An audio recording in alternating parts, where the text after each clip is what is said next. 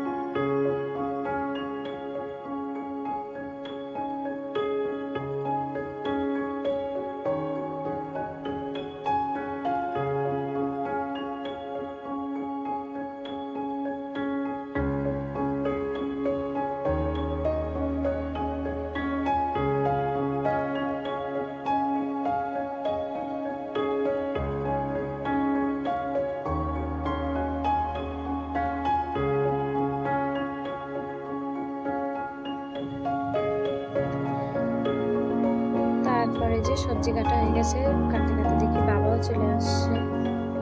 তারপরে যে রান্নাটা চাপাই দিলাম, রান্না টান্না করে স্নান খাওয়া দাওয়া করে একটু ঘুমাইছিলাম। ঘুম থেকে আমার না কি বলে, দিনের বেলা যদি ঘুমানো আমার না রাত্রে ঘুম ধরে না, ফোনের নেট শেষ হয়ে যায়। তাও আমার